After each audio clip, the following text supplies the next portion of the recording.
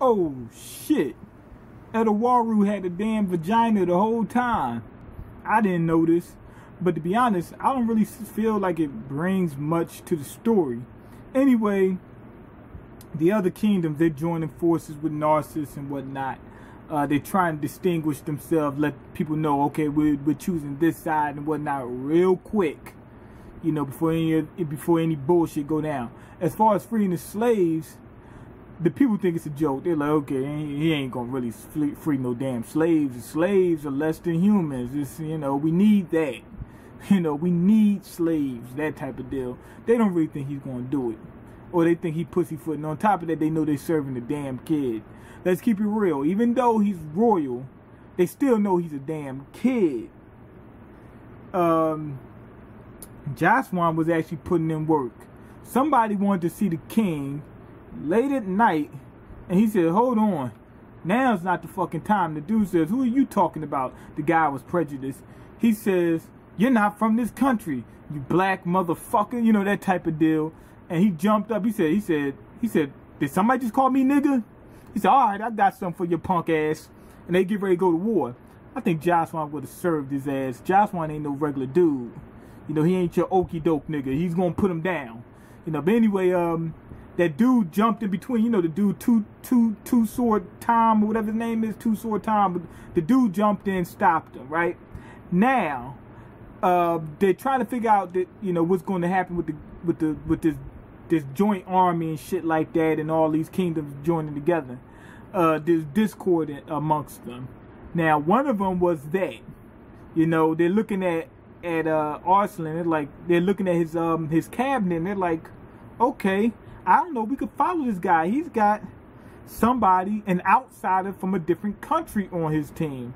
How, if he can't trust his own cabinet, how can we trust him? You know, that type of deal. And this isn't everybody. This is a few people that would say that, you know. Like that one guy.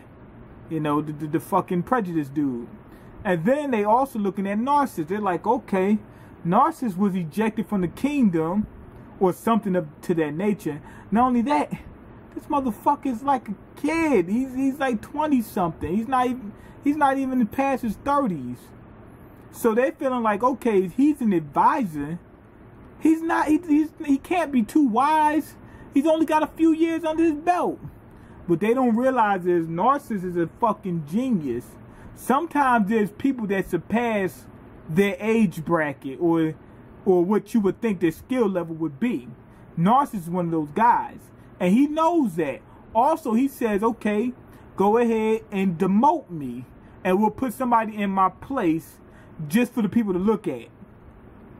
Narcissus knows he can still do his job without a title. He doesn't need the title. He does not need that streaming service from Jay-Z title. No, I'm just joking.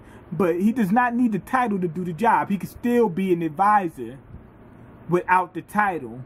But what it makes sense is that people would be able to look at this new guy that they brought in and say, oh, they got a nice, wise, older gentleman advising the king. Because let's keep it real. Even though people have a lot of superstition and bullshit like that, they're still not idiots at their core. When they see a young guy being king, they're like, well, he's of royal blood and all the other bullshit. But at the same time, they still realize he's a kid. He's prone to make mistakes. So they want to see who's around him, what type of people he has around him. And Narcissus is a fucking kid to them. They're like, whoa, hold on. The dude's half my age and I'm supposed to support that? The only people in his cabinet is under the age of 25. That type of deal. Well, I think 26 and whatnot. They're my age. All the people in Narcissus camp, Arslan camp are my age and under. So obviously they're looking at it like, whoa, what the fuck is going on? They don't know that all those people in that camp, well, not every last one, but most of them, are beyond their years in terms of wisdom. They got experience, you know, that type of deal. You seen what Narcissus is, you know, so that's what it is. But Narcissus says, well, we'll just put somebody in my place for them to look and say, okay, they have somebody in there that I can serve. You know, that type of dude. Somebody well respected. Somebody who has a little bit more clout than Narcissus. And people that that wasn't around Narcissus don't know what type of skill he has. The people that didn't see it. So now they got somebody in there that really won't be taking Narcissus' place. He's just gonna be adding to Narcissus. Basically, he's a mask for Narcissus. He's gonna be a figurehead, a stand-in. And then to be honest, that's a good thing. And also that speaks volumes of Narcissus' character. Like, I don't need the title. I don't need to just give me what I need. You know, let's just get the fucking job done. And that's what it is. So they're going to have some discrepancies with people, you know, coming together from different areas that might not agree with the other people, or differences in ideology, such as freeing slaves, and differences in terms of ageism. You know, even though really it's ageism, but it's not really. It's like they're going by age, but really they're trying to find somebody wise enough. You know, that type of deal. And also, the king, or Prince Arslan, is having trouble because he's looking at the facts and the stats, and he's like, damn, Hermes is a warrior. Hermes is even better than Darian. Hermes is strong. Hermes can lead his army right on the front line and actually put in work. I can't do that. Hermes lost the throne due to some shady actions by my father. He kind of deserves the throne. So he's looking at it like that. Should I really be part of the kingdom? Should I really be the king? And Hermes would be a stronger king than Arslan, and he's older. So there you have it. So he's having eternal conflicts. They let the new guy in on a little bit of the information, not all of it, just enough where the guy can say, "Oh shit, okay, I know what I'm working with. Do I still want to join this? Hell yeah!" Because the bottom line is, where do we want this kingdom to be at? Do we want it in the hands of a piece of shit? Even though it's not his fault that he's a piece of shit. It's Arslan's father. It's his fault that Hermes is a piece of shit. But even though it's not his fault, he still is. Now, do we want him, a goddamn psycho, or do we want Arslan? Had they found out that he's not really part of that, you know, that bloodline, maybe it'd be different, because remember they still got tradition and shit like that, so they didn't let him in on that. But still, they worried about, you know, where the kingdom's going to end up. Anyway, Hermes, he defeated God. I know what you're wondering. How did he defeat God? Because God's supposed to be on those guys' side, yet he was able to beat them. So basically, he crushed them, and basically he dismantled their whole ideology by saying, "I'm better than you. I was able to win even though God is on your side." You get what I'm trying to say? So he crushed their whole ideology they had. Bolden ran off.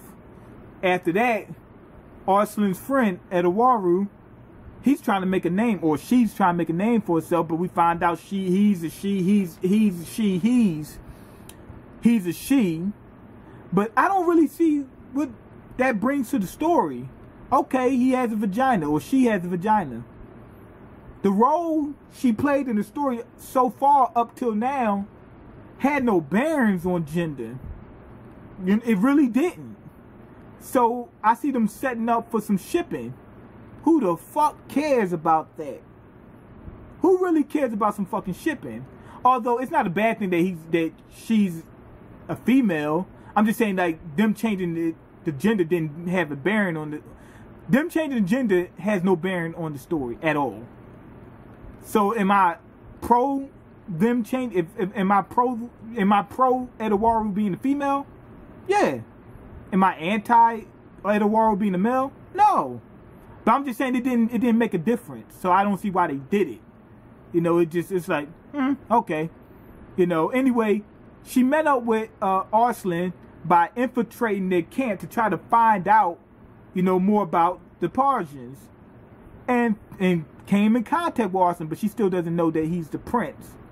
Anyway, they had to talk, and she triggered something in them. She said it doesn't matter who your parents are, it's what you can do and what you stand for, and what, you know, that type of bullshit. And he realized, damn, even though Hermes is more fit to be the king in terms of strength, I'm the one who's gonna make the kingdom a better place. So fuck it. And my father's not me. Even though my father fucked up, that doesn't mean that I'm gonna fuck up. So now that strength.